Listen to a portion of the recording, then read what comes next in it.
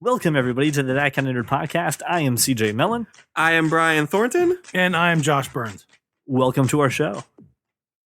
All right, everybody, welcome to the show. We got some good topics. I'm actually excited about some of these things. I'm actually glad I can convert Brian on one of the ideas that we're going to talk about. But what I really want to do is Brian put another article up on the website with the summer movies that are coming out for the month of June. And I want to make sure we can get to them because there's some cool stuff coming down the pipe. And I know that we are excited about some of these movies and not about some others. So I want to start off. Brian, you want to talk about what the first movie in June that's worth your time is? Actually, first week in June, we're getting two pretty big movies, in my opinion. We'll talk about the lesser of the two first, though. Insidious 3 does come out on June 5th. It's technically the prequel to the horror movie series Insidious with Rose Byrne and Patrick Wilson. And I put this on here as far as, stuff that you should probably spend your time on. Honestly, I'm a huge fan of the Insidious series. It's one of the few horror movies I enjoy. I don't think either one of you are really that big into horror movies. No. Josh? Not at all. But, it's got Dermot Mulroney. So, I get there's a little bit of star draw there. It's one of those things where I don't like being in uncomfortable situations. And 9 times out of 10, horror movies put people in stupid places. Like that insurance commercial, like, let's go hide in let's go take this car. Like, no, let's go to this shed with chainsaws falling about. It's like those movies where I just want to be like, can we use some damn common sense? And that way I can eliminate half the movie? I get why people go. And it's the rush and all that stuff, except I don't get a rush. I get an urge to punch people. And then I personally, for me, it's not even about how it makes me feel. It's that 9 times out of 10, the acting is so bad, I can't stomach it. And that's like half the appeal of horror movies was that they're low budget. You don't need the big name actors, and it's so bad it's kind of good thing. A lot of people who love slasher movies too just look for that. They look for gore and they look for just a story that's kind of shoved together. I can't understand the fact that there's 3 of these movies. Like, I have not liked the Insidious chapters at all. What about this chapter? What about this series do you like, Brian? What about this is redeeming? I'm telling you right now, I am normally not a huge horror movie fan. I hate slasher flicks. And that's what we all think of when we think of horror movies. We think of the girl walking in the bathroom and be like, Cindy, where are you? I'm just gonna go take a shower in this dark room and hang out. Right, again, stupid situations where it can easily be avoided. The killer's behind the door and he's like making noises. He's not even trying to hide. And she's just all like, I'm going to take my shirt off now. Like, I hate that stuff. But is this what this is? That's not what this is. I appreciate this movie for this series for the fact that that's not what this is.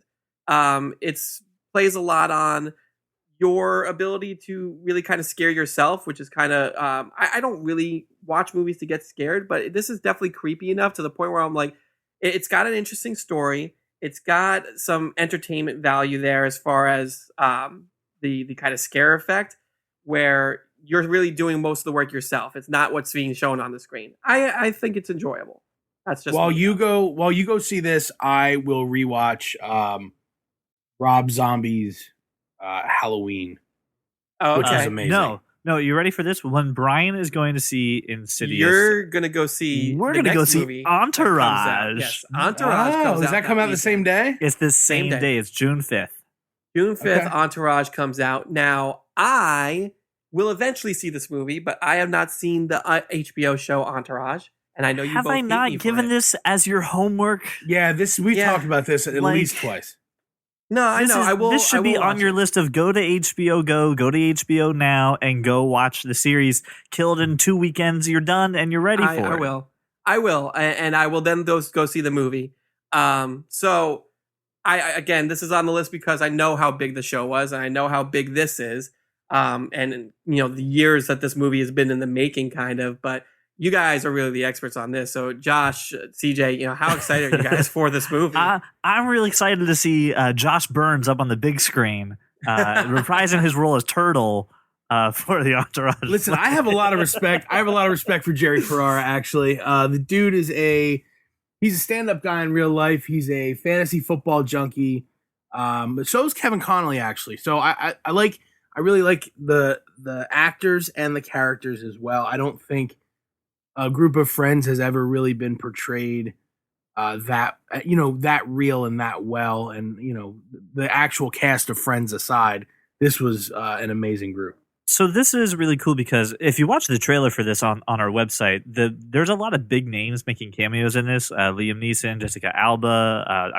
That's just two people, but the over-under was set at 35, and they haven't finished the count from what Jerry Ferrara just said, what I heard him say on a podcast earlier today. The amount and they're playing a version of themselves in most cases. And it's so cool. Now, my wife hasn't seen any of Entourage. She's in the same boat, Brian, and I can't make her watch this. Like, I can't put another show on her shoulders. She'll just collapse from the weight of it. But everything I've read about this movie, everything I've heard about this movie says you do not have to have seen the entire Entourage series to enjoy this movie and to kind of know what's going on. Because these guys, I think they're a great representation of Friends in real life. And you can look at your own group and be like, nah, that's that guy. Yeah, Brian's Johnny Drama. That's such an insult. Is that okay? I'm so insulted. Terrible. He doesn't know. He could have just let it go. Victory! I'm insulted by the fact that you just compared me to a character that I don't know. But Josh says I should be insulted, so I am. But everyone has it, so you don't need 45 minutes of here's what's been going on. Who is this guy? You can just kind of get it all together. Meanwhile, really cool. while the League of Evil, sorry. Meanwhile, in Hollywood, it's exactly like that. And that's the cool part. It is. That's the cool part. While every Group of Friends can draw parallels, and CJ will consistently call me Turtle because of my fitted New Era cap matching my jacket, matching my shoes. I feel more like Ari personally. So no, your personality is Ari to the T, but you dress like beginning of the season's Turtle. Yeah, because Turtle cleaned his act up. But anyway, listen, I can't stress how awesome this movie is going to be. You're going to laugh your ass off from it just because Entourage does that. There's a lot of moments where you can see a friendship being tested, and just like Josh and I kind of said, this is a real good slice of life when it comes to your friends. That you can go to this with a group of people and don't go to it at a Wednesday at 3 p.m. when no one's in the movie theater. When there's three other people in the theater while you're texting. Josh Burns. Go with a group of friends and you'll probably really enjoy it. So I realized that we kind of made our opinions clear, but I want to say yay or nay to these movies. So Brian, you said yay to Insidious. You'll see it. I'll see it. It won't be an opening day theaters. movie for me. That's a Stimulus Tuesday type of deal, or going to see it at the drive-in as a second feature type movie. Shout out to Carmike Cinemas for Stimulus Tuesday. Yes, Stimulus Tuesday has saved my bank account more than once. I'll definitely see Entourage. Maybe not right away because I am a completist. I'm the kind of guy who wants to watch the series first, but I will eventually see that in the theater. So Josh, what about you for Insidious? Yay or nay? Pass. All right. And Entourage, are we going opening weekend? I'm going to go on Wednesday at noon. I will pass on Insidious, but Entourage, I'm so excited for. I can't wait to see it. All right, let's move onward. So next up is on June 12th, and I think we can all be in agreement that we should be going to see this movie, CJ, is Jurassic World. Which is the fourth installment to the Jurassic Park series, which hasn't been touched since 2005. So 10 years later, we get a new Jurassic Park movie, and I am supremely excited for this movie. This is my big movie this month. Not only do I think Chris Pratt is just so enjoyable and so great to watch on screen, but Mother Effing Dinosaurs is always fun. There's motherfucking dinosaurs on this motherfucking island. I'm excited. I think that Jurassic World. I hope that they pay the necessary respect to the movies that came before it. I saw, and you know what? More and more, I'm seeing check-ins at drive-ins on Facebook, and that's where I saw Jurassic Park when I was a kid. You and me both. I know. Yeah. I know. We've discussed that. Brian's seen it there too. I know our buddy Jeff has seen it there too, and I also know that CJ was robbed of that experience. I was robbed of this childhood experience that you've all had. Apparently, you all went on the same day. So we talked about this before when we were just talking about this movie, how we were excited for it. And Jeff, Brian, and Josh, all three of them said, "Oh yeah, I saw this movie at a drive-in. It was raining, which was even scarier because it was raining in the movie. And oh my gosh, I love that movie so much." I saw Jurassic Park. I don't know when. It didn't really leave an impression on me. Oh, that's because such a shame. Because it didn't have a, oh my god, it's raining. Wait, holy shit, it's raining in the movie. No, blah, blah, I'll be fine. But it's dark. But I mean, it's dark in the movie. If you were at least the age of 1, you should have been, holy shit, there are dinosaurs. And that should have been enough for you. So, I mean, it wasn't for me. It was like my 13th birthday. And there was a triple header at the drive-in, and that doesn't start until sundown, so 8:30, June 18th. And we're talking about, they let off with Cliffhanger, the Sylvester Stallone movie. That's actually a very enjoyable movie. Right. We were in the bed of the truck. It was cool. And then you go to intermission. You talk to the girls at the drive-in. You have a good time. Whatever. You go back to the truck or to wherever the girls are hanging out, and You watch Jurassic Park, and then they finished up the triple header with Tim Burton's Batman, which is not my favorite movie, but it's a cool drive-in movie. That's a nice experience. I was 9, so I didn't get to go scam on any girls at the snack bar in between. I got to, ask mom where my blanket was and curl up in the back seat. I thought when Josh was 13, there still were dinosaurs on the planet. Wow. Is that not a fact? Is that not how that worked? Wow. So mean. That older than It's actually, and you're giving me a complex. I'm less than 3 weeks away from my birthday. I'm going to be 35, and I'm like, oh no, I'm just getting older. Look, this is actually really cool, but I think children's programming has changed so much in the last couple decades that. But my kids are scared to even look at this. So I don't know if this is going to be something you want to bring the kids to. So no, it's not. But I can't even get them to watch Jurassic Park. Like the first, I can't get them to watch it. So that's a good thing. I think that they're not desensitized to stuff going on. That's a good positive thing. You should give yourself a pat on the back. It's a nice parenting thing, though, win. Josh. The week after in June 19th. Oh, wait. Before we get to that, I want to say something I've noticed and I've been kicking around.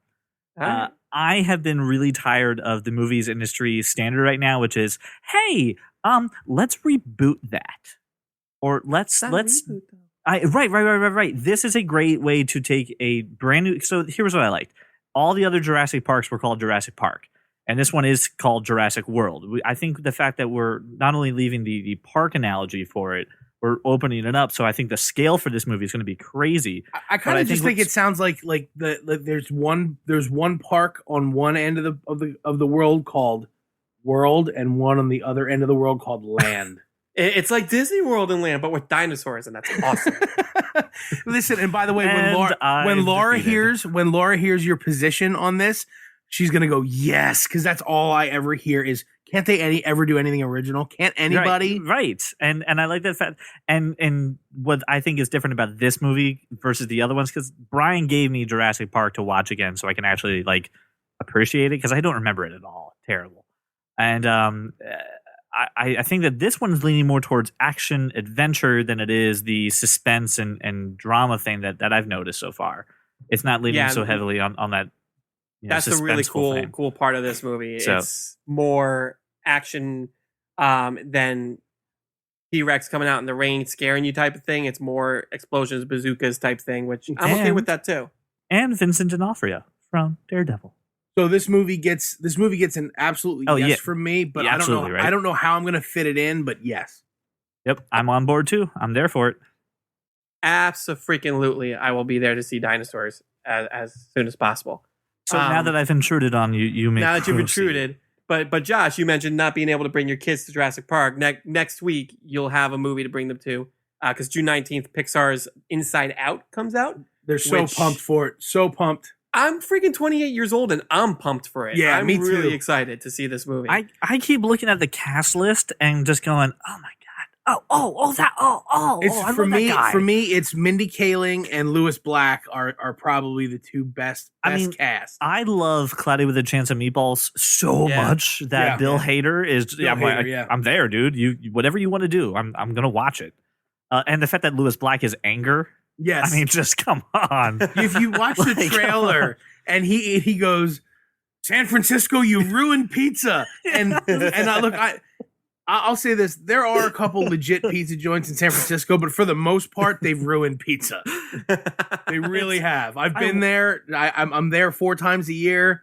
For the most part, they've ruined it. You got to go out of your way to find a good pizza joint. I love the fact that this is the continued tradition of taking pretty vulgar and crazy comics and putting them in children's situations. We had Robin Williams as the genie. You had George Carlin as Mr. Conductor on Thomas and Friends. And now you're putting Lewis Black in a Disney movie that's all about emotions. Like it's, all right, continued tradition. It's going to be great. He's the perfect emotion. He's anger. It's that's just there's Lewis no one Black better for it. all over.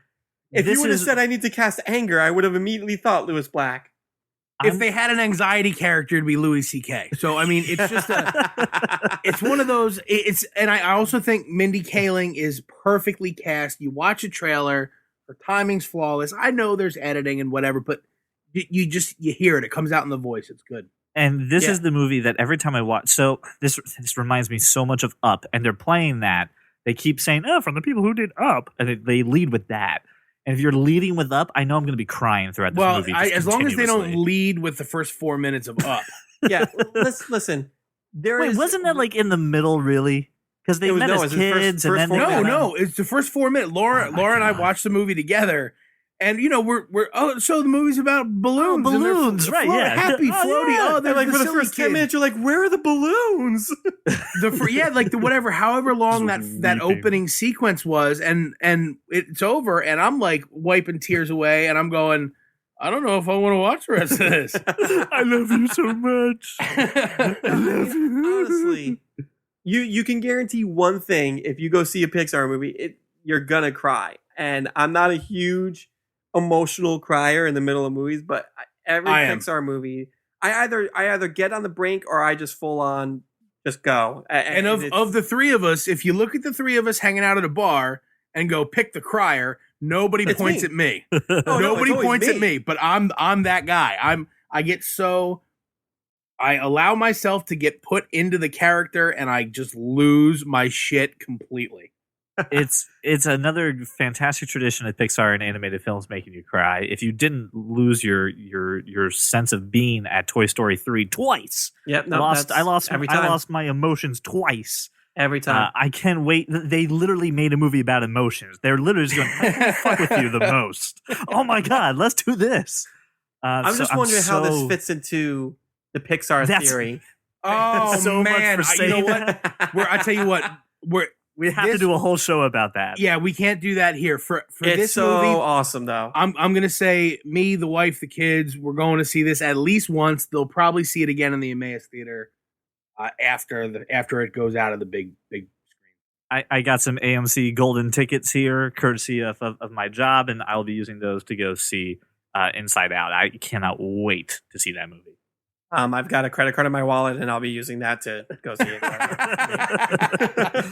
I don't have anything special, CJ. Sorry, that credit card. Well, does you get but you filled get double courtesy of points at work. movie theaters, brother. Woo, yeah. And then to kind of end the month out on the last week, I think it's June 26th. We get something a little bit raunchier with Ted 2, and The complete opposite of a family-friendly the movie. complete opposite. Do not take the kids to go see this, Josh. Clearly. But there's I a mean, teddy honestly, bear. But there's a It's teddy bear. It's fun. No, I put this on here because I really think Ted was kind of one of those surprise hits for me.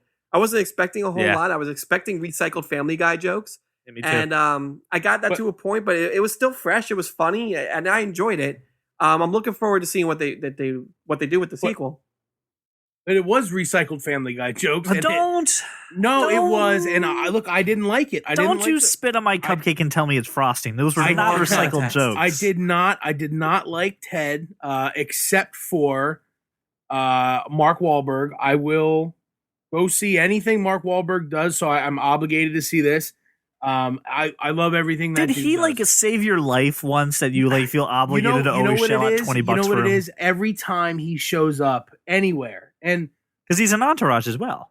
He's that, right? Him and his entire Funky Bunch. But the entourage is loosely based on crew, Mark right? Wahlberg's and crew. He's EP, so he's right. He's got all that going on. But so everybody knows I'm a big sports guy, fantasy sports guy, football guy. He shows up on these podcasts more often than you'd think. He calls in, he talks to the guys, and he's always like super congenial. He was on the ESPN Fantasy Focus football podcast, and I'm going to plug them for a minute because I do listen to Matthew Berry. But the thing was, at the end of it, Matthew Berry always tries to scumbag tickets or something, and he's like, Mark Wahlberg didn't even flinch. He's like, yeah, I'll put you on the list. Absolutely. I got Tom Brady on the list. I'll put you on the list. It's no big deal. I said, what do you need? 2 tickets? Fine. Just have your people call my people. Matthew Berry's, Mark, I don't have people. It's just me. But like, he's that email. He's that guy, right? And every time he does an interview, he ends it with, listen, God bless you guys. Thanks so much for having me on. And I'm thinking, how much more down to earth could Mark Wahlberg be? I'll watch anything he does. So did you like Ted 1? I liked Mark Wahlberg. I don't. You didn't like the guy dancing with the straw in his living room? Look, I really don't like Seth MacFarlane a whole lot. I think Family Guy is stupid. It's been done a million times. However, if you watch this trailer, at the end of it, there's a scene where Ted, they're going back and forth like they're lawyers, and my hetero life mate, Patrick Triccolo, and I have made a pact that we will reenact that scene. Brian and I actually the other day at work decided that we're going to memorize the Sheldon Cooper way to explain rock, paper, scissors, lizard spot. Oh yeah, I tried. Still working on it. Very difficult. I loved Ted 1. I saw it twice in theater. I grabbed a friend after my wife and I saw it, and I was like, "Come with us. We're going to the movies again, and we're going to go see Ted. You're coming with us." And just like Brian, I thought it was a surprise movie that I thought Seth MacFarlane doing a movie like, yay, Family Guy as a teddy bear. I didn't see Family Guy as a teddy bear like you did, Josh. I saw something pretty cool, pretty unique. It's the exact same voice. But then the voice is the same. I get it. Whatever. You only have so many voices. But it's fresh. It's new. There's new jokes.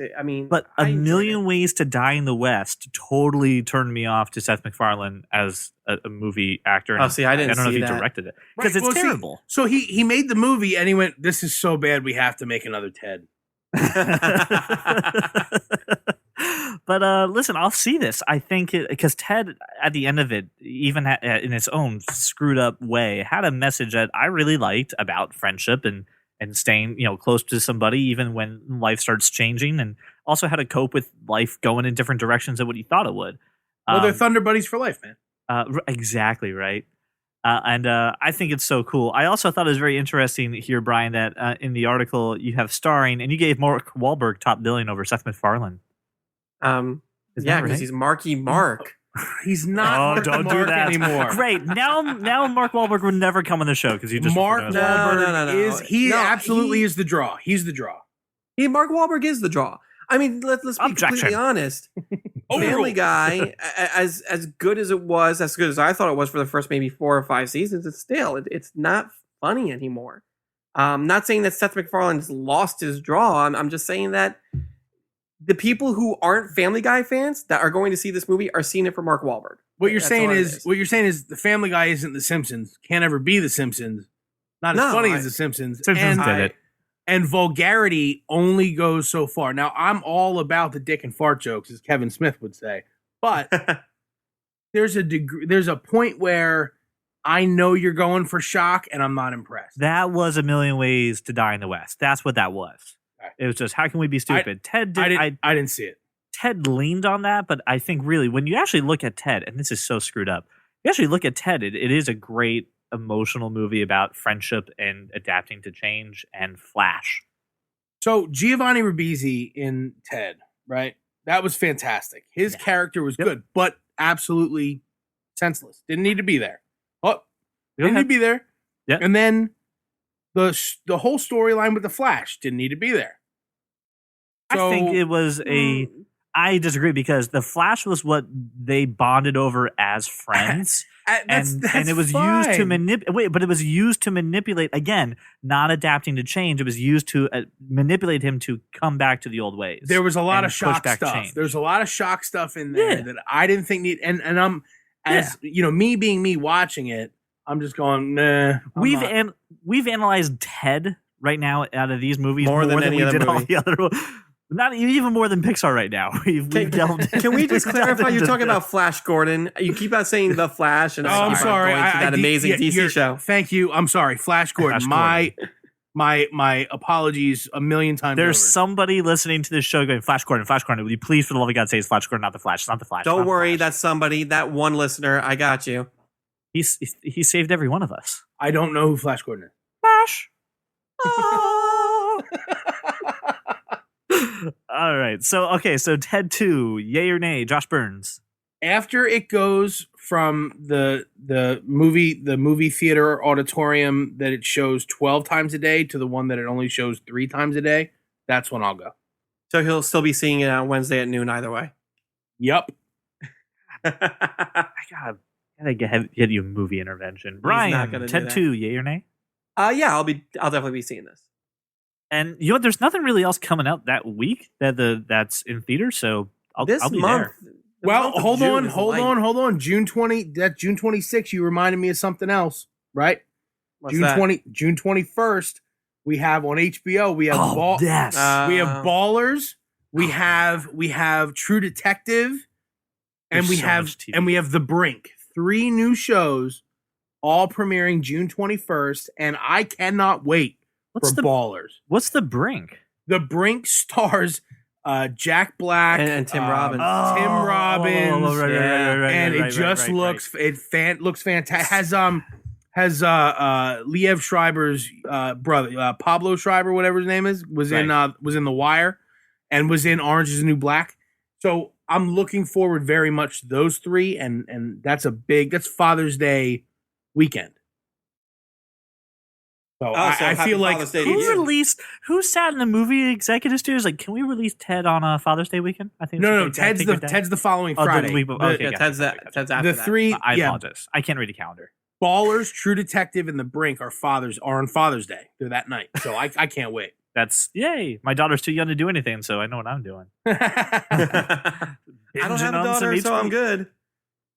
that you know of. I'm just kidding. To me, it's just Sunday. And the day that I call my father and tell him how awesome he is. So And thank you for the 4-page email that I have to read now. He sent me another email. Is there anything that he vehemently disagrees with me on in that email? Josh, I'll let you know. I actually haven't even read it yet. we need to post the open letter that he put on and let Josh respond to it. I just want to watch that correspondence. This time I'd appreciate some prep time. Yes. I will Yes. let you. I'll give you some time to prep It before we was throw a you on thought the spot. that occurred. Good. I apologize. Sweet. So it seems that June's a little light on movies. Now there are some other movies that are coming out that we just didn't put on the list. But I mean, June seems pretty light for big name movies. I mean, no one's really going up against anything crazy except for Insidious is going up against Entourage for like opening weekend. But everybody else has stayed out of each other's way. Everyone seems to. You'll have your opening weekend, and then I think what's really going to duke it out for number one for that couple of weeks is Jurassic World and Inside Out. I think those are the definitely. two movies that are going to be duking it out for best of June. What do you think is going to win on that one? Because you've got the nostalgia happening from Jurassic World, and then it's a Disney Pixar movie. Like that's going to dominate. I think Disney Who do you Pixar think's has gonna more win? appeal. Inside Out wins. Yeah, I think they have a wider audience. Jurassic World, you're getting people our age who remember seeing Jurassic Park in the drive-in in the rain. You're getting Sad pretty like much me who never an saw it, who entire want to feel like they're male- part of a process. Yeah.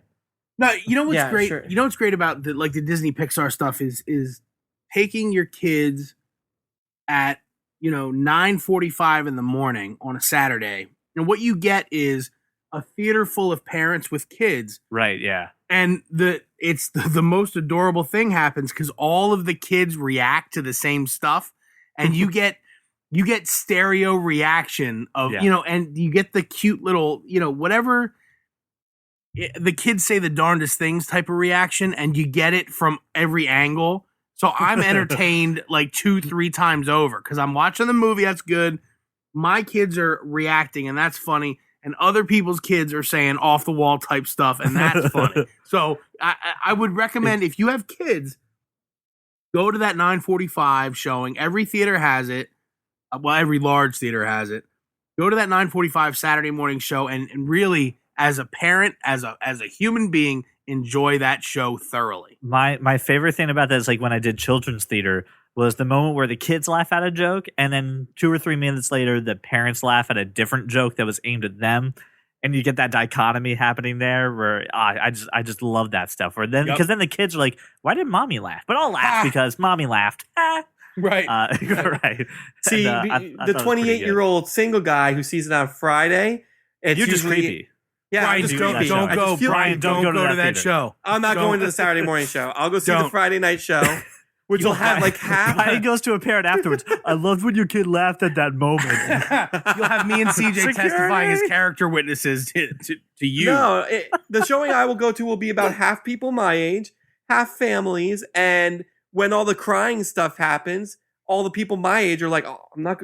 The freaking 6-year-old's not crying. I'm not going to cry. I'm not. Don't cry. Don't cry. Brian's going to the divorced dad showing where they're trying to.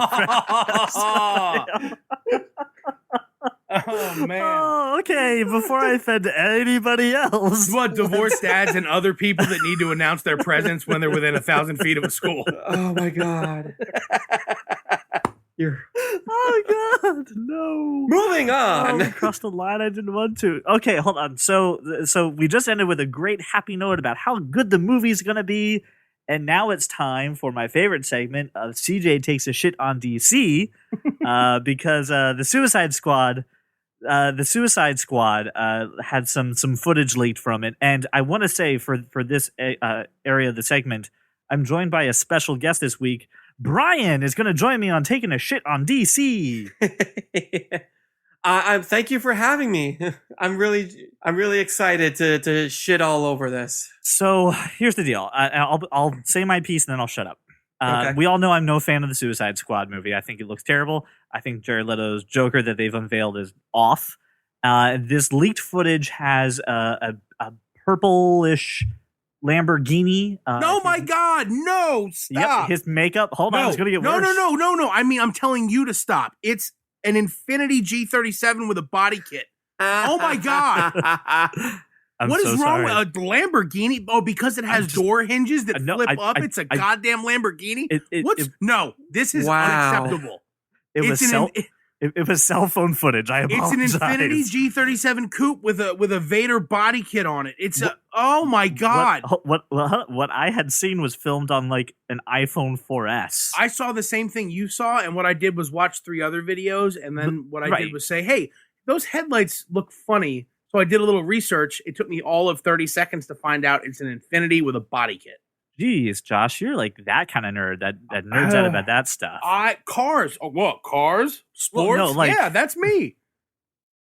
Anyway, still looks terrible, and all the other footage that I've seen, I'm not excited. So, Brian, you're new to this point. Let me shut up and let me hear your thoughts on this right now.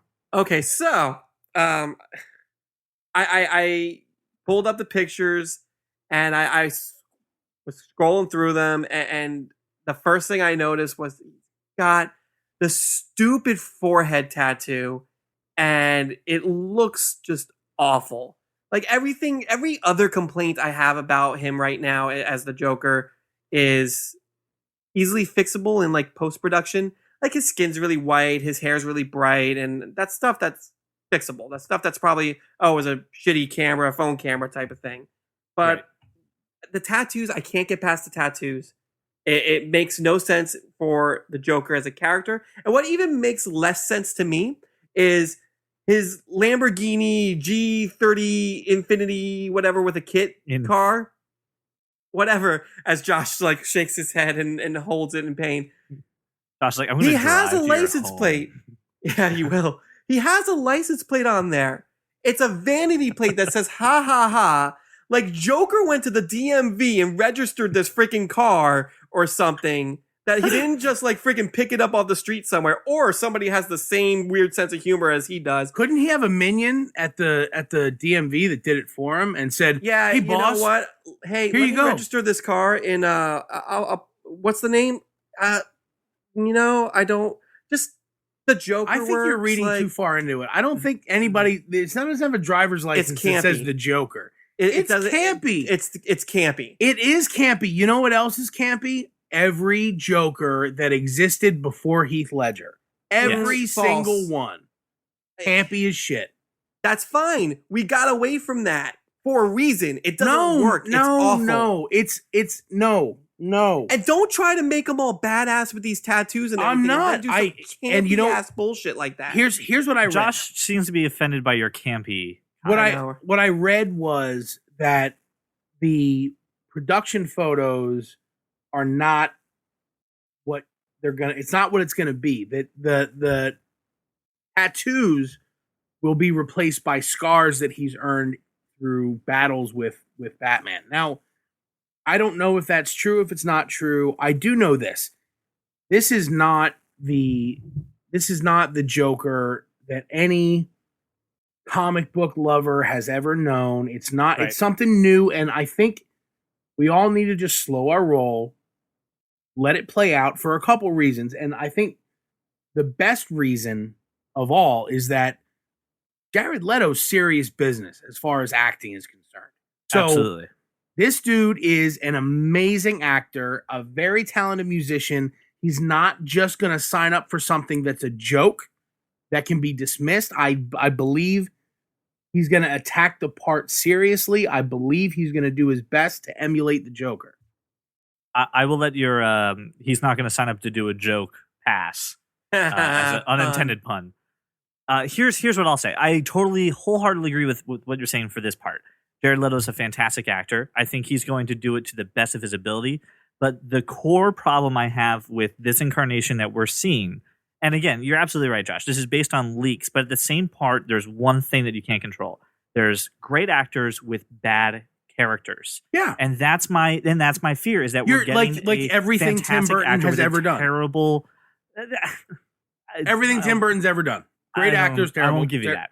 Terrible. Well, Tim Burton's not an actor. No, he's created terrible everything with great actors.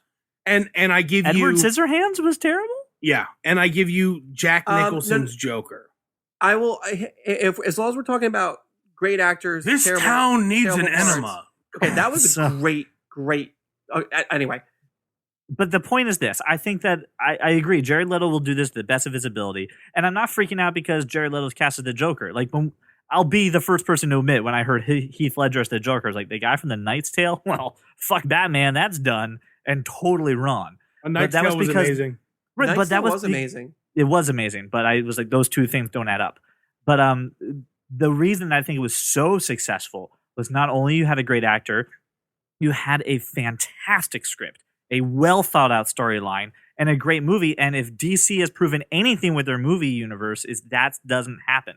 Well, You know, what Man have we of Steel. seen, though? What have we seen other So than when we- Superman?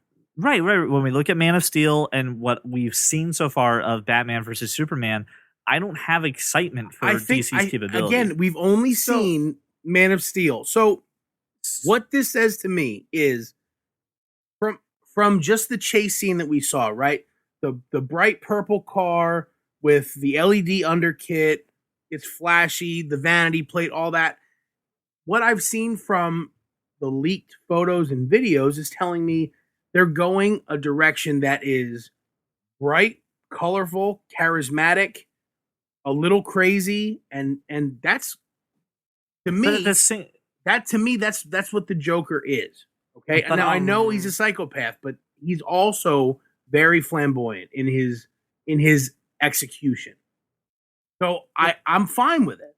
I see the Joker being the. So here's the problem. When I'm looking at the DC universe right now, and I'm talking from the film aspect and design portion, everything is, oh God, I'm going to say the words I didn't want to say. They're dark and gritty. Everything is very This isn't. right. Everything has color sucked out of it. Literally, they showed footage of Superman, the Man of Steel movie, where they've taken out some of the vibrant colors. And Joker seems to be the counterpoint. Yep. the duality of it, the other side of the coin, saying I'm bright, I'm colorful, I'm flashy. But the problem is, I think it's going to be such a contrast that it's So going to be annoying. I think that Brian's concerns are well founded from a comic book lover standpoint. I think they're well founded, and CJ, I think your concerns are valid as well. I think that the Joker is going to play such a small role in this movie that he's going to be more of a backdrop in the evolution of Harley Quinn, that he's not going to be pulling the strings. So Right. I don't think it's the reason we're seeing all the stuff about the Joker is that's what everybody knows. Well, yeah. They don't know anybody else. They don't know Captain Boomerang. They don't know Deadshot. They don't know Harley Quinn. They don't know the Enchantress. They don't know any of these people. So we know the Joker. Let's sensationalize the Joker. Let's have that. And plus, by the way, it's Jared Leto. He's, other than Will Smith, the biggest name in this film. Right. Let's put that out there. Let's leak a chase scene. Let's do whatever. Let's get some press. Yeah. And then I hopefully, know the marketing machine is running on. and then overboard for hopefully this. let's surprise you with what it's actually going to be. I don't think they're dumb enough to completely, no, I don't think they're dumb enough to alienate every comic book reader in the world. And I'm going to disagree with you. I know Yeah. you will. And I think, I think your and concerns are valid. I but have reasons why. And Yeah, okay, here's go. why. If you know anything about Superman before Superman Returns, you know that they were going to do a Death of Superman or Superman Lives movie. like with Nick and- Cage. Yeah, in the 90s. I can't wait to see that documentary. By the way, If you ever get the chance, they're releasing a documentary about it, or you can go onto YouTube and just Google Kevin Smith talking about his experience writing for this movie. I've listened to Kevin Smith talking about it. All right, so the entirety, the fact that how out of touch the producers at Warner Brothers are with the fan base of that genre is astounding when you listen to that story, and that's what I'm afraid of. And everything I'm seeing about this entire movie is just making me remember how horribly out of touch they were when they were trying to do that movie. The only reason we got a good Batman trilogy is because of Christopher Nolan. The only Right. reason Man of Steel was half decent is because of Zack Snyder. I'm really afraid because you don't have a director who's a huge comic book fan. You have the director of Training Day attached to this. So Okay. I'm afraid that this is what it's going to turn into. What Antoine Fuqua is directing? Yeah, I was this gonna say movie? don't. David Ayer. I'm sorry, he wrote Training Day, not Okay. directed it. Yeah, So, I was gonna say thank you. First of all, Training Day, amazing. That's Yeah, I was gonna say, way, that's- way that- off track. You put That- faith into the movie for that. You really did. You just said this is You going to really be amazing. You just So, made me feel better. Brian, just for me, you know I love you, right? Yes, I do. Okay, you trust me. I've never steered you wrong, right? Not yet. Yeah. All right. You have yet to do that. So do me a favor. Yeah. Do me a favor. Just calm down. Just let it play out. Don't freak out. I need you to stay with me on this because I believe it's gonna be fantastic. I really do. I do. And I'm saying that because, man, we're not talking about Jordan Catalano here. We're talking about everything that Jared Leto's done in the past 10 years has been unbelievably good. The movie's gonna be good. They got a fantastic cast. Just stay with me. Don't freak out. Don't condemn it publicly, please. It's going to be good. So, Josh, this is recorded for posterity, by the way. So if it sucks, If I'm going to reference you if to I'm this. wrong, you can run up an amazing bar tab on my Marriott rewards card. Okay. you're on. All right. So, and let's be fair too, and I think Brian and I will concede to this. This is judging a book by its not even covered the first The half flap of it that you can jacket, see. the top I mean, quarter of the thing. Yeah, I mean, well, really, it's like judging the movie by its barcode. Right. I don't know if I like that skew. I don't know if I like that. So we have to give it some reference. So I know this is the nerd rage that we've talked about, where we're open but we're very protective about what we're doing. So Understandably so. and this is a very fabled, very loved character in series, and we want to make sure it's protected. So Yep. our apologies if we get carried away with this, and I don't mean to make this a weekly check in on the Suicide Squad. But How I think you've taken a dump on DC this week? that part, the taking a crap on DC, that will be weekly. But the Suicide I think that's Squad, a shame. I really do. I think no, I think and I don't want to dwell on this too much because I do want to. I No, want to move on. it's to something given me else. the leaked scenes have given me a lot of hope. I'm very hopeful. I'm very guarded, and that's just the reason why I feel this way. But I think that what this is really showing is that people are actually interested in learning about these characters. They just want to know, can you do the other one right? Can you do this one right? And then I'll buy into the other. So we shall see. So I want to move on to probably the nerdiest thing we could talk about this week, and that is Google Me flipping I/O. out about Joker wasn't nerdy enough. It was, but like we're gonna go into a realm where some people are gonna be like, I don't understand why you would even talk about this at all. So I want to talk a little bit about because mobile mobile OS affects everyone's lives. That's why. right, but like what we're gonna talk, like the nerdiness of this can get really minute. There's like no one will notice. They'll press the button that says update your phone, and then they'll be like, oh well, that just And looks, that'll be the biggest mistake they ever make. right. So let's talk about this. Let's get into this. So there's two things that you need to pay attention to during the calendar year when it comes to mobile technology. There's two events. There's Apple's WWDC, the Apple's Worldwide Developer Conference, and Google I/O. These two are meetings of app and software developers that come over to the headquarters or they come over to the company. Company says, listen, this is the software that's coming out this year. Here are the updates that are coming through. Here's what's new. Here's what's different. And here's what we're hoping you can do. And what's great about these conferences is that not only do they open the door to what's coming down the road, but sometimes they get things back from the developers that they never even thought about. When we look at the App Store first launching on the iPhone, all we got were fart machines and tiny crappy platform games. And now there's health and fitness applications, ways to manage your finance and stay connected with others. So seeing what's coming down the pipe right now is pretty cool. So Google talked about a lot of things, and I want to hit on a few things, and I want to kind of keep it on Android, and because there's other things I want to talk about later, but I'm not as well versed on them, and I don't want to speak out of turn. So Android just is going to receive an update. It's called Android M. The reason they give it these little names is instead of saying 8.5.2 and 8.6.7, they kind of use this. The code names are usually dessert names once they go public. We just came from Lollipop, and the rumor for M is Macadamia Nut Cookie. Why couldn't it just be meringue? I don't know. This goes on the list of longest Marshmallow software nicknames. I hear you. That's the rumor. So I mean, marzipan. Okay, Marzipan. So here's the deal. Right. We're going to update your Android phone. Right. So all right. So I want to talk about some of these features that are coming. And before we make a new segment of shitting on Google, let's talk about these things first. So first thing is that Android, when you install an app, kind of when you load it up, it's like a huge pile of the terms and conditions that you get when you sign up for any service. And it's basically going, we want the access to everything on your phone. Give it to us or you can't use the app. And you just press this agree. You don't read and you just press agree. What they're going to do now is permissions are going to be less intimidating. They're going to be able to say, listen, you're going to load up, you're going to install the app. There's no, hey, can we use this?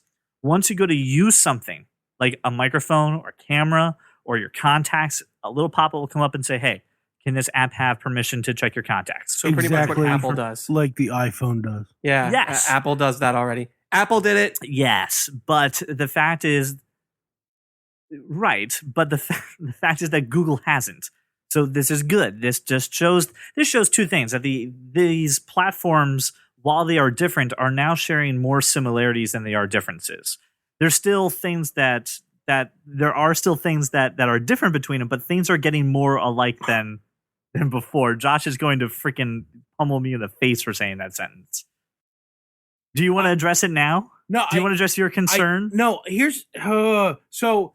Do you want me to take it back? I can redo that. This is not a problem. It's the equivalent of you saying that Spider-Man isn't a good comic book character to Brian. Is basically so. No, Why you gotta what I'm bring me saying into now, this, I know bro? Spider-Man is Mobile OS is my thing. That's what I nerd out about. And I was a huge proponent of Android for a very long time, and I still love Very long time. very much of what Google does. My problem is what they're doing is they're streamlining the app permissions so that they're not so invasive for the user. And that's a good thing to say.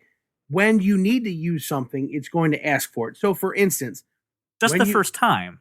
I understand that. When you download Instagram, instead of having a list of permissions like camera, contacts, Location, things like that, microphone. you won't say all that, right? But when you want to record a video, it's going to say Instagram request permission for your camera, for your microphone, for your whatever. You say okay, and that's fine for apps like Instagram. My big concern with Google, and always will be, in an open source format, the permissions are critical. And when you have any schleprock developing an application, getting access to whatever, it's going to cause problems. The big deal with Android, the real problem with Android, and every Android user knows it, is force closes and reboots and all the junk that goes along with having your phone junked up with sort of unapproved apps, third-party apps. Anybody writes an app. The thing about iOS is that every app is run through Apple Store. It's got to be approved before it gets on there. It's clean, it works, it's functional, minimal problems. I get what you're saying at the core of it, but I disagree with the way you're presenting it. You know, Apple does the same thing. You load up Instagram and says, "Hey, we want access to your camera," then we want access to your location, and so they're going to do the same thing on that for Instagram. But for Flappy Bird X 2.3 that is written by Jim Johnson in his basement, it's that. You know what I mean? That's the app I'm worried about. So when you access Flappy Bird, X 2.4, and it says, "Hey, we want access to your microphone," you just go, "No." And you carry on. The app doesn't say, "Well, you don't have the microphone." How many people do you think are just going to hit no? Like, that's the thing. They just hit yes. Just like I hit accept to the terms and conditions. I'm just going to say yeah. No, I think you're getting CJ. No, people, they just say wait. They just say yes. And what happens when they say yes is it latches on to critical system functions of your phone and doesn't release properly. And when that happens, it causes performance issues on your phone, not that include but are not limited to battery problems, lag, malfunctions of other critical applications, and that's just not acceptable. Okay, so let's take a pause because we're not talking about I/O anymore. We're kind of talking about Android for a minute, but I want to take a pause, and I'll agree with that way that you just phrased it. I feel about this like Brian feels about Suicide Squad, by the way. Okay, Josh, I need you to take a deep breath. I need you to bear with me. And I'm taking breaths. I'm drinking beer. I'm taking breaths. So I'll say this. Yes, I think your problem boils down to this. And if I can summarize this and tell me if I'm right or wrong. You're afraid of the checks and balances not being in place with Google when it comes to having permission to these things, because people are just going to say, "Yeah, I don't care, whatever. I just want to do whatever I got to do." And then having anyone have access to this. And you're saying on iOS, because it has to go through checks and balances to even get on the App Store, that's not a big of a worry, and you feel more secure with your information. Is that correct? Me, it's to a degree, yes. It's not as much about the checks and balances and saying Apple does the checks and balances and Google doesn't. For me, it's more about the user experience. The entire reason, CJ, that I got involved with this whole thing was to continue helping people connect with technology, helping people with, whatever they nerd out about. And this is one of those things that people are so connected to their devices that if they blindly accept all these terms that will be a detriment in some applications, they're going to want to more disconnect than connect. But then this is the part. So this is something that Google has not been able to do until now in this update, is if you grant permission to something and then you change your mind later, you can now go into the settings and say, "I don't want to give this permission." And at that point, because of the SDK, it will release. I get that, but you're losing application functionality. It's not in all apps. No, I know that, but apps. it's one of those things where if the apps were vetted properly, checked beforehand, this would never be an issue. Right. I get listen, the need for open source. I just don't agree with any Joe Schmo can just put an app out there. It's ridiculous. So it comes down to this, and I think and this is the other part that I was saying too, where people blindly saying yes to that. I disagree, because there's two things now. People, do need to be a smartphone user. I just think that's part of it. And I'm not talking they need to be nerdy about us. They don't need to be developers. They just need to be wise and say, does this app look official? Does it have the right reviews? CJ. People can... No, hold on. People can... I know that people can manipulate the system, but they just need to be smart about it. Be smart about it. Everyone has a smartphone. Right. And I don't mean to be condescending. I don't want to, I don't want to belittle anyone. I just have to ask a question. If you had a test group of 100 people, how many of them would be standing there picking their nose and eating it, is my question. And the answer is probably 50. That there's not that many people who are intelligent enough to go, no, that's not a good thing. You know what? I'm just going to bail on this app because it's not smart. Right. And that's what they should do. They should not disagree or not allow that permission. They should bail on that app completely. And they don't do it. And that's, it as well as I do. Think about how many people came in to see us going, my phone doesn't work, I want a new phone. And we're going, dude, it's this app X Racer 4 written by Jimmy Shimmy in his basement that's jacking you up. Delete the app. But I've already got 4 cars and I've already no. Delete the app. That's what we're talking about. So people aren't wise enough to do that. Right. And listen, so again, I want to steer the ship. I agree that is a fundamental problem with open source platforms. I mean, Microsoft even used that in their Scroogled campaign about that. They literally they had 2 people sitting on a stoop, and I'll find the video and I'll put it in our show notes. They had 2 people sitting there saying, yo, do you know who even made that app? And they're like, no. And they show a slimeball person who's like pretending to like steal their credit card information. Right. And then they show someone on Windows who's going, we actually like, here's this person, here's all their information, blah, blah, blah, blah. Everything's fine. So yeah, there is a fundamental difference between the platforms of iOS and the platforms of Android and the platforms of Windows and BlackBerry. And security is a huge factor of that. But the thing is this is allowing people who are being very conscious of what their phones now have access to. There are a lot of people, you will also see people, right, who won't agree to some terms and conditions about weird shit because they don't agree with it. This giving those people, I'm not saying everybody, it's giving those people the opportunity to bail out and to say, don't let me use this. I think it's a great step for Android. I think it's a great step for that. And just like I said, yeah, iOS does this already. And this is what I'm saying. They're starting to share similarities in that based off the feedback. But this is a good thing for Android, right? I mean, do you not agree? No, I do. It's a step in the right direction, but it panders to the very best and the very worst. Yeah, absolutely. And listen, you're going to get that in technology or in any facet of anything. No matter what you do, there will be malicious ways for iOS. If you don't believe me, there's that text message string right now that if you send that to someone's iPhone, it crashes their phone. Right. The great thing about that is it people send it to me and it goes to my watch and doesn't crash my watch. So I just look and I go, oh, you're silly.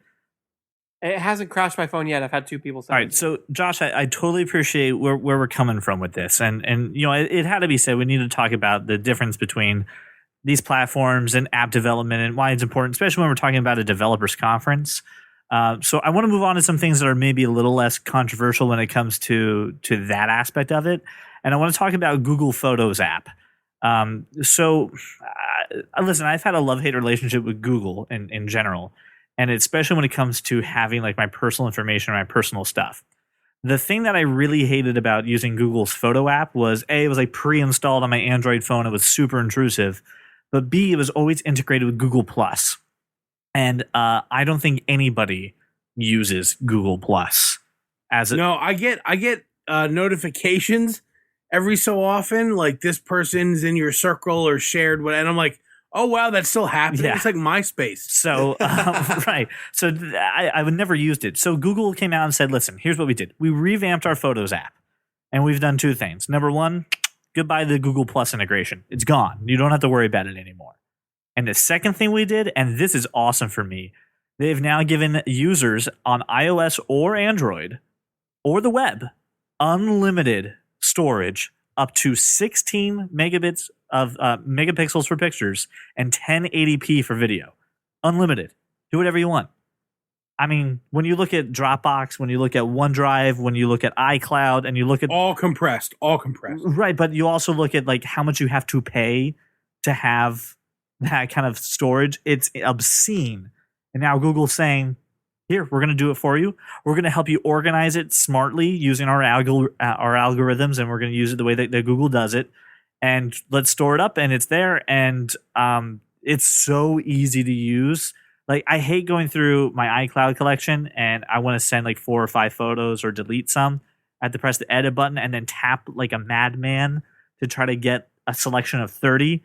What Google does is you hold on, press on the photo, and then drag, and it basically is just like having a mouse on a computer. You click and drag, and you select anything within that area. It's so intuitive, super easy to use. I've already moved over my photo library collection to Google Photos. It's absolutely incredible. It works so well too. Like, it's so fluid, and they released it the same day that they announced it, which is always a cool thing. When they talk about a feature, they talk about a piece of software, and then say, here you go. So if you are a person who has a ton of storage, if you do need to share it, they make it easy to share. And if you're paying for any of these services, I recommend you just go ahead, give Google a try on this, which I really never thought I would say, and let them handle your photos. And it looks phenomenal.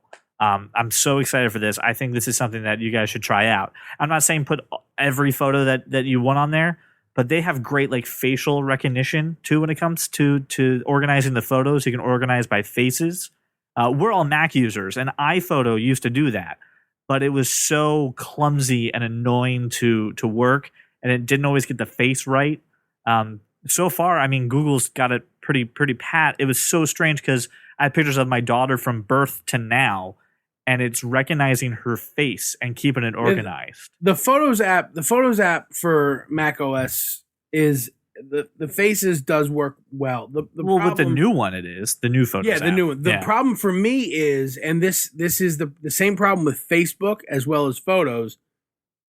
Every single picture of Christian tags Josh Burns. Everyone. and many pictures of Zoe tag me as well. So any picture of my kids, Facebook and Photos recognize as me. Or you have a baby face. No, I don't. My kids just have the exact same facial features as I do. So that's why I want to see that. Try that out, because if that's a complaint you I'm gonna download Google Photos on all my iOS devices, because I do like the option of uploading at full quality and not compressing. However, it's not a comprehensive backup system. It's great for photos. Yes. That's good. So I'm definitely going to use it for that. And that may actually lead me to eliminate photos from iCloud and sort of streamline my iCloud service as well. I think it does something really cool. And so this is the fun part. So Google has the don't be evil philosophy. And sometimes they're the most evil corporation on the planet. And then sometimes they do really cool stuff. I think what this does is showing the power of tech, showing that really cloud storage isn't as expensive as everybody wants to make you think it is. And I think it's going to put a lot of pressure on other cloud services to step their game up, give us more. I think it's going to create more competition. I think it's going to create more options. I'm really excited for it. I didn't think that this would be something that they would just say, yeah, just go bananas, and you don't have to worry about it being posted to a social media site, quote unquote, if you could call Google Plus a social media site. Not really. Not really at all, right? So listen, it's phenomenal. I'm going to do a write-up about it as soon as I really kind of get some time with it. So I'll give you my impressions, but try it out. I think it's pretty awesome.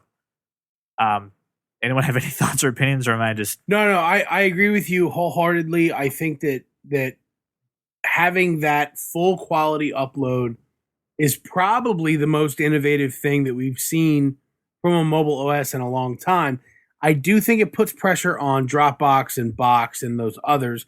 I don't think it puts any pressure on iCloud. I think it will. If you look at the pricing for iCloud, I think it's going to change the price model. I don't think I think that you're thinking about iCloud from a photo storage and not. So from my perspective, I have at this point, I believe 15 Apple devices. Right. So my iCloud is more about backing up my MacBook Air, my wife's MacBook Pro. I think there are 4 iPads in my house. So backing up all of that data is more important than just the photos. The photos I'll deal with. I import them into the Photos app on my Mac. I really don't need iCloud for that. Plus, it's compressed storage. So Google Photos is a great option for me not to have compressed photos. And the biggest disappointment for me is I just recently switched from a iPhone 6 to a 6 Plus. And when I moved all of my iCloud photos onto my 6 Plus, when I went to the resolution. No, when that's not the problem. When I went to do something witty, somebody said something in a group chat, and I went to post a GIF in that group chat. The GIFs that all went to iCloud are no longer GIFs; they're just photos. Oh. And that's what disappointed me the most. And is that I couldn't be witty in the moment. You need to get a GIF keyboard, by the way, that is cloud-based and it saves. I have it. No, I get it. It's just that's the one that you needed at that time. Yeah. Right. Can we pause and say that it is indeed pronounced GIF? Yes. All those people who are thinking it's pronounced GIF. No, it's screw GIF. you. We all know it's GIF. When I want to get a rise out of Brian and CJ, I'll say GIF on purpose, and they'll freak out. Don't do it. The reason I think this will put pressure on iCloud, Josh, because I want to say that real quick, is you and I have come across this experience many a time when people are switching phones and backing it up. When you look at the main culprit for the reason why you can't use iCloud backup, it's not the actual backup of the apps and the data. It's the photos. Right. It's the photos. So I think that they're and Apple has introduced pricing for having your photos at all it's time. It's the girls that have 1,257 pictures. Oh my God, TGIF, gotta take a selfie. It's 1,257 pictures of their cats. Caitlin O'Rourke, I'm talking to you. So listen, I think it's innovative. I think it's awesome, and I think people should try it out. Which is so odd that I'm giving an endorsement to Google. So now here's the really cool thing. And when I'm talking nerdy, oh my God, the nerd in me is so excited. There's a thing called Google Now on Tap, which is not a draft beer, Josh. So you cannot drink this. Well, then I'm not interested. So what this is basically having access to Google Now, but putting like things in context. This is so hard to explain, but let me give you the example that they did. They were listening to music, and they did a live demo of this. They were listening to music on an Android device, and they were playing it from was it Google Music? Google Music. Oh, it was actually on Spotify. And they were listening to an artist, and it was like his DJ name. And someone's yelling at me right now in their car. It was this person. Anyway, all the person said was, "Hey Google," or "Okay Google, what is his real name?" It was Skrillex. Skrillex, thank you. What is his real name? And it brought it up. And he didn't have to give Google Now the context. He didn't have to say, what is Skrillex's real name? Or all that. The other example that they had was if you're on an email chain, right? And someone says, "Hey, I made reservations at Kome. Come on down and join us. It'll be on Thursday." You can say, "Okay, Google, how do I get there?" And then it knows what there is. Or remind me to put that in my calendar. You can now have to just speak like a normal person. Like it's a person on the other side of it handling it. So now you don't have to give weird commands to it.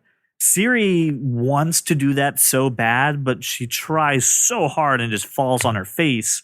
Cortana is the only other virtual assistant that I think really gets context correctly. I don't think they give the best results, but I think they're the ones who give context correctly. Siri is awful. It's terrible. Cortana gets context.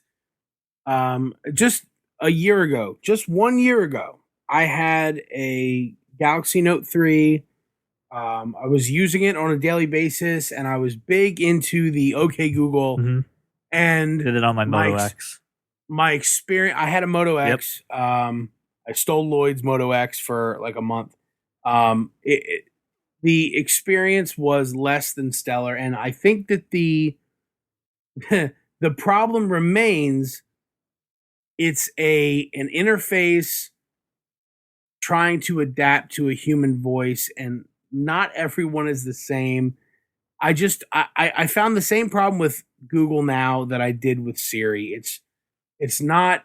It just doesn't get so it. Most of the time. To speak on that, and Google, because Google addressed that, and that's an elephant in the room when it comes to any using voice to control your mobile device, right? No matter on any platform. Yeah, I'm not saying Siri's great. Yeah, no, Siri is awful. Siri is not as good as Google Now when it comes to that. And Siri used to be good when it was just Siri, when it was a standalone app. It did some of this. It did context. But anyway, Google did say that they've actually risen their contextual awareness and voice recognition to now be, I think, in a single digit % of failure.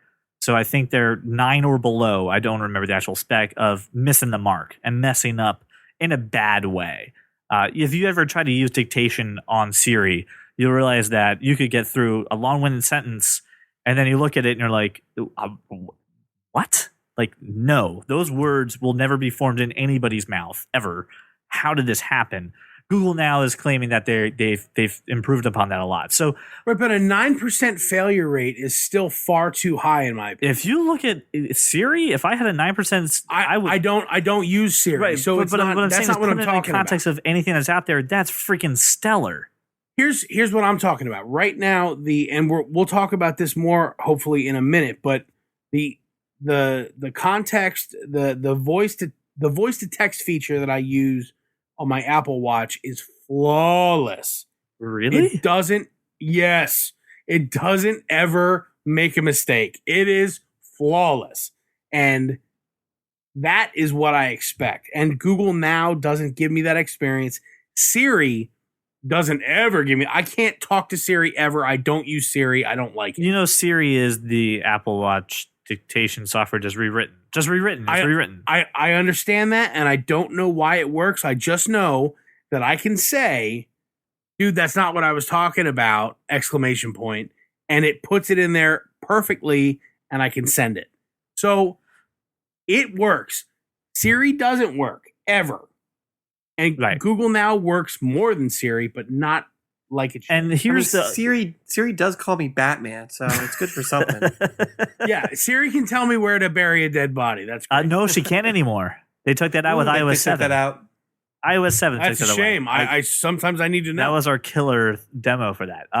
So here's the other part for this, and we're getting to nerdy. It's just built into the SDK of Android M, so your developer doesn't have to do shit to interact with Google Now. SDK means System Development Kit. I thought it meant Software Development Kit. Yeah, all right, fine. Anyway, I've had 2 beers. I've heard it both ways. I wish you guys loved Psych, and that would just be hilarious too. No. Anyway, so when we're talking about people who aren't necessarily the smartest smartphone users, who don't know how to use these kind of services, this is a big step in the right direction of making it easy for them. Because they also did the same thing with, so the email was also in a contextual to let's go see a movie, and it was Tomorrowland. And the example that said, okay, Google, tell me about this movie, or show me reviews, or show me a trailer of this movie. And it knew what movie you were talking about, gave ratings, gave movie times. It's awesome. That's what we want AI to be, is streamlined and simple. And this is a great start. I'm not saying this is the finished polish and this is now the standard that everyone needs to hold on to, but now you don't have to hold down a billion buttons and invoke a bunch of stuff. It's just a simple press and hold, invoke OK Google, and just go for it. So I think it's an amazing thing. Google Now on tap. I think it's going to revolutionize the way that Google is going to handle those kind of queries. So this brings us to another point. And when we're talking about constantly comparing 2 huge mobile operating systems together, I don't think it gets any more really Google than Android Pay. And before we get into this, I want to take a step back, and because we have to see where we came from to know where we are. So, Josh, you were a big proponent and a big user, I think even now, of Google Wallet. Huge user Google Wallet. So I think you and our friend Josue are like the only two people who so hardly bought into that program. No, can you tell us a little about it though, and what it is? I can absolutely. So Google Wallet is a fantastic payment interface, not unlike PayPal, but way more mobile integrated. I use PayPal as the example because that's the one that the public, I think, most identifies with. Right. Google Wallet, you can link a credit card, a debit card, a bank account, whatever you like. You can send and receive payments. You can request payments. So from a business owner standpoint, small business, whatever, you can invoice people, and that's a big deal. For me, the biggest use was, believe it or not, fantasy football. People love to show up at a draft having not paid their dues for the year and being like, oh, you know what, man, I don't have $300 of cash on me. I go, hey, no problem, bud. A few hundred? Yeah, Josh is a fantasy league. Come on, Josh. Yeah, Josh is serious about that. You know that. The Dynasty League is a $300 buy-in. It's no joke. It's what it is. I can buy a video game system for that. I can get a second PS3 as a paperweight for that. You could, or you can enjoy year-round football, and that is way more. I would not enjoy rewarding. year-round football. So you use Google Wallet for those kind of situations? I absolutely do, and what I do is I just say, you know what, man, no problem. Here's open your laptop. We're gonna create a Google Wallet account, and you're gonna send me a payment with a credit card right now. I don't care how you pay it, but I'm your commissioner. You're gonna pay me right now. And it seems like the great thing is, there's no transaction fees to deposit or withdraw. That's awesome. And that's a big deal, right? And on my iPhone, it's no passcode required. I can use Touch ID to get into it. I can request payment. This dude, the dude that takes care of my landscaping, this guy Anthony, he's amazing. Anthony Evans Landscaping does an amazing job. He came to me when he first launched his business, and I said, you should really be on Google Wallet because you can just submit invoices wirelessly. And he's like, what? So I taught him how to do it. And now every other week, he just submits an invoice to me and I pay him via Google Wallet. It takes 30 seconds, really easy. Google Wallet's been a godsend, and in the way that, Apple Pay, you can do it retail. So yeah, that's cool. But Google Wallet has been the person to person, send money, give money. If I sell something to someone and they're like, listen, man, I'm kind of a scumbag and I don't have all the money right now, but I can pay you over the next 2-3 months. I can pay you this amount of money. Great. I'll just do it over Google Wallet and it's done. I don't have to see your scumbag face every 3 months. So this is, so that's a great understanding for it. Now, the other part of that too was when this was announced, not only was like peer-to-peer money sharing and for small businesses, no overhead costs and not taking fees out of it, but it was supposed to be the end-all be-all mobile payment system. It was supposed to be built into all the Nexus devices, and then it was going to be built out to basically anything that had NFC that you could do. It didn't quite do that. And that was the problem. It didn't take off. It didn't become the industry standard that Google had thought it had been. Right, Apple Pay did that. Right, so along comes Apple Pay, right? And I do have a question about Google Wallet real quick before we go into this. So I'm very security conscious when it comes to my credit cards, especially after companies like Home Depot and Target have been hacked relentlessly. Sure. And I'm also not a big fan of Google knowing too much about me. Good luck. They already do, but I want to feel better about it myself. You can't. So my question is, if I put my credit card in Google Wallet, is that information with Google? Is it online somewhere with Google, or is it on my device like Apple Pay is?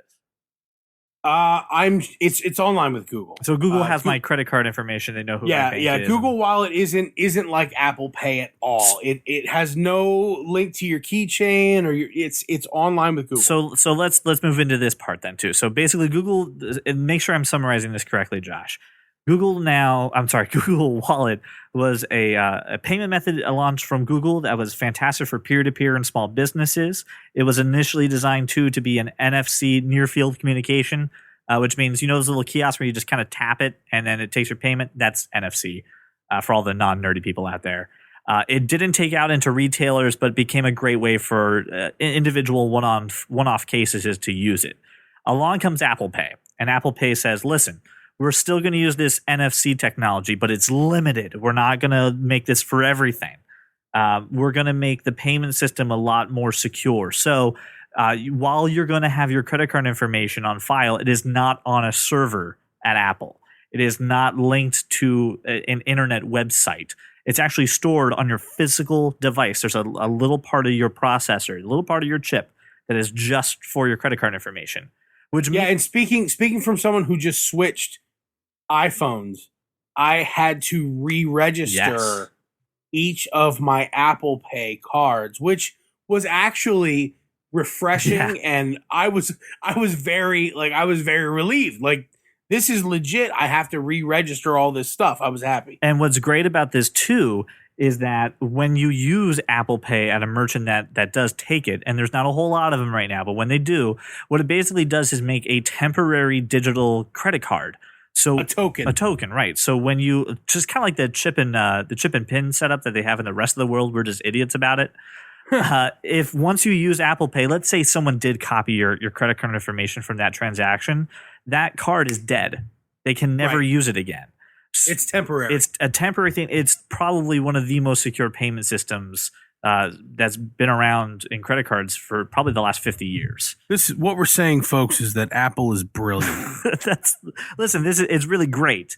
And it's registered with Touch ID, so you have to have your fingerprint to do it, or on an Apple Watch, which you also have to put in the credit card again when you set it up on the Apple Watch. Yep, again. It's not linked to anything, so it's completely secure. Then it's just a tap of the Apple Watch to the POS system once you invoke Apple Pay. So it's extremely secure. I just used it at Toys R Us, not Toys R Us, Babies R Us. It was awesome. So Apple Pay came out and said, this is what we're doing. So now out comes Android Pay. And listen, I like to give people credit when they're innovative, and I think it's appropriate to call people out when you're like, really? So this is the really Google moment. This is pretty much a copy of Apple Pay. It says, listen, we're going to work with any terminal that has NFC, any one of them. So the gas pumps at Exxon, McDonald's, Best Buy, anywhere that's got NFC, we're in. So that way you don't have to worry about updating your POS systems if you already have it. But how it'll work now is you unlock your phone like you normally would with either your passcode, your fingerprint, or a pattern. You hold it up to the token, you hold it up to the POS system, and bam, good to go. What they didn't touch upon, and the reason that I'm not 100% sold yet, is I don't know if your credit card is just like Google Wallet, which is why I asked Josh, if it's up on Google server, or if they're doing the same thing that Apple's doing with a one-time use PIN. So my biggest concern is that with anything else Android, it may be exposed to all your other stuff. And that's why I'm hoping that it is a set-off thing, because here's what they said too. You can choose to use the native Google Pay service that will be on your phone. There's an app, Google Pay, on your phone. Or your banking and financial institutions can also have their own UI and their own security system set up for it. So, for example, they're working with American Express, MasterCard, Visa, and I think they were working with like Chase Bank and a couple other banks too, to go ahead and have them have access to this system. So that way, if you want to use your Bank of America card or you want to use your American Express, you can go through their kind of layout. So it's not like one overarching experience. This can be cultivated, and this could be different, which is very different than what Apple Pay kind of is. I figured I would take a break here, so that way, if you want to say something, Brian, go ahead. But I can say something. I'm not sold on that at all. I don't use Apple Pay though. I'm very leery about putting my anything on financially on a computer of any kind. But can I say for a moment that when Josh was explaining Google Wallet and the sports league, all I could imagine was like every scene from every like spy Bond movie where they're like, let me wire you the money. And they like open up this computer and you have to put in this code. And then he like is on the phone saying, oh, okay, the funds have been transferred. Like that's what I'm envisioning when he was talking about Google Wallet. We shall do the wire transfer. What are the access codes? Mr. Josh Burns, we will wire $3,000 to your account for fantasy football. Sometimes you need to get that money, like quickly. I just see that in like some dark room with like a poker table and like cigar smoke everywhere. And look, there's sometimes I am in a dark room with poker tables and cigar smoke, but for the most part, it's been a really easy way to get money back and forth. I'm hopeful and I'm optimistic about Google Pay, whatever they're going to call Android it. What are they calling it? Android Pay. So I think it's a good idea. I worry again about the security. If I could ask you a question on this one, let's suspend the let's say it is 100% secure, just like Apple, on a chip on your device. Your APKs are not able to get at it. It is solely set off. The only people who are allowed to get access to it are your financial institution if you allow them. Mm-hmm. Okay? So in case your bank wants to make a specific way to handle the kind of payment, because I'm sure it's a pain in the ass on their side. Right. Sure. So let's say it does that. Do you think that people will use that service on an Android device that doesn't have like a fingerprint sensor on it? I think that people will absolutely use it for convenience, but I have to answer your question with a question. Go ahead. Will the Android Pay require sharing your location? Probably. Of course it will. Probably. Will your third-party Joe Schmo created apps require sharing your location? Yes. If two apps share the same permission, crossover, which raises concerns about security. So for me, so that aspect there, I think, is a great thing if anyone is an Android developer.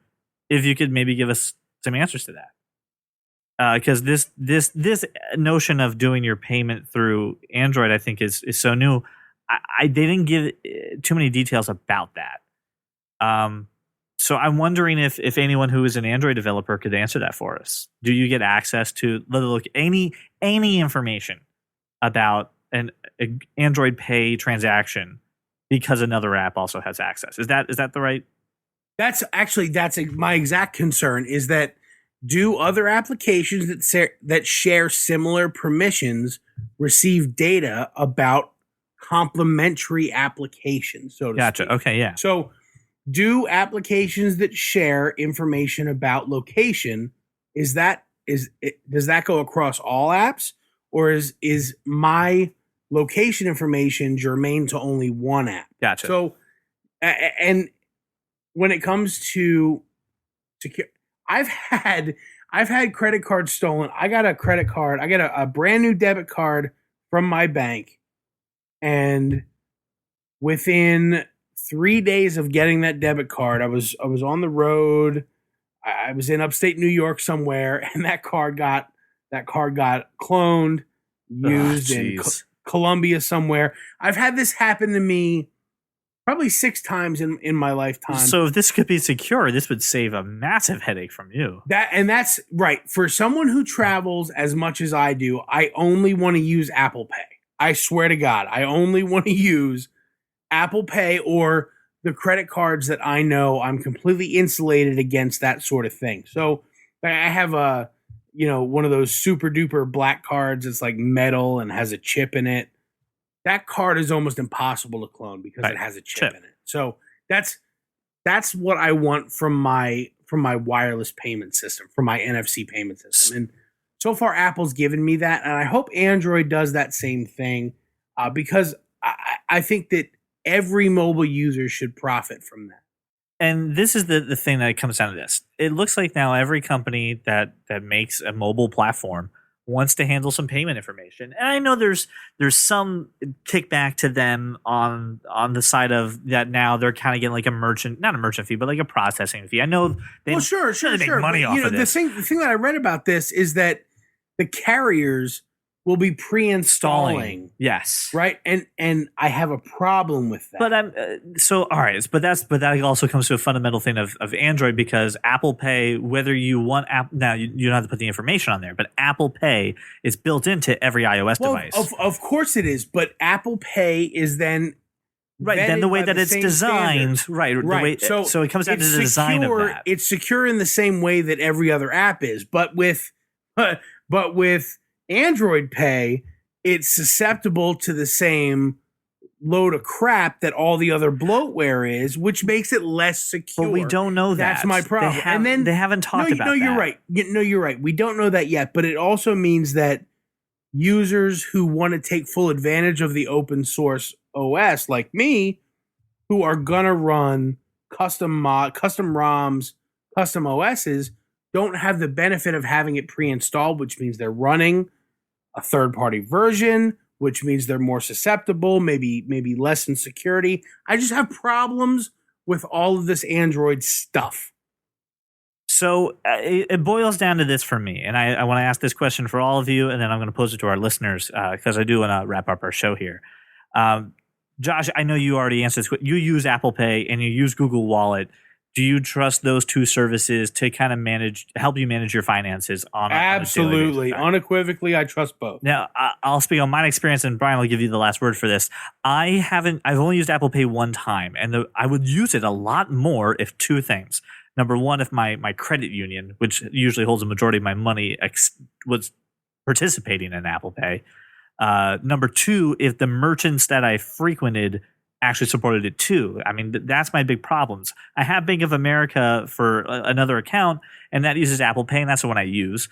But where I go most of the time don't support Apple Pay, so I'm missing out on this. If they did it, I use it all the time. I would probably never even carry cash with me. It would just be the way I live my life. So I'm on board for mobile payments. I think it's the future. I think it's better than chip and pin. Actual pieces of plastic. I know that they're important and that they come to it. I don't want a waiter to bring me over a little Apple Pay thing at TGI Friday. So I'd rather just use a chip and pin. But stop eating it Friday. Well, I don't. But it's the example. So I think this is pretty cool. I think it's great that Android is going to do this. Josh, I share your concerns that they need to make sure it's secure. But I think this is exciting, great news if you're an Android user to get on this. It is, absolutely. Brian, what about you? Do you think that this is something that you would use or any of your family would use? Or I trust the little piece of plastic that is in my Spider-Man wallet that brings all the ladies for all the dates I take them on. That's what I trust. You hear that ripping of Velcro? I'm doing the tab. It is not Velcro, sir. It is leather, and it's got Spider-Man on it, and it's awesome. So here are the things I want to pose to our listeners. We want to know what movies you're excited for when it comes to the month of June. We shared our thoughts and feelings on them. I think we've all unanimously said that Inside Out is like going to be our movie of the month. Yeah, and we're probably going to cry a lot. So if you're excited for that movie, we want to hear about it. But if you think we missed something, we have something that's not on that list. They're like, yo, you have to give a shout out to this. You have to try this one. Let us know. And then Josh, I think you and I also need to discuss some of these HBO shows on another episode because I'm pumped for some of these. For sure. The Suicide Squad. If anyone else is like Josh who wants to talk us off the ledge and just calm us down, I could really use that therapy. So could you please tell us why we're going to be okay or why we shouldn't nerd out a whole lot? Call us out on our paranoia here. Because once we're done recording, I'm going over to Josh's place so he can swaddle me and tell me everything's going to be all right. My little burrito. He's going to take the little beer bottle and just kind of put it in like the little plastic nipple thing and take care of me. And lastly, it comes down to this. I would really love if anyone is an Android developer or knows anyone who's an Android developer, I would love to have them on the show and pick their brain about some of the announcements that Google made. And there's other stuff that we didn't talk about, stuff that I want to get a little more education on before I speak about them. But I want to know if anyone here is excited for the fact that Android's going to start controlling their permissions. If you're going to try out Google Photos, or if you already have, what your experience has been with. And if you're an iOS user, I want to hear how you're feeling about getting off of iCloud. And finally, I'm curious to know who's listening to this that uses Apple Pay or Google Wallet or uses some form of mobile payment system, and how you're finding that experience. Do you feel secure with it? Do you trust what's happening? Right now, the climate around payments and credit cards is pretty shaky, and these companies seem to want to disrupt in a positive way the current methods that we use. So I'm very curious to see if anyone has any feedback about that. Gentlemen, is there anything you want to post to our listeners as well that you want to hear their feedback on?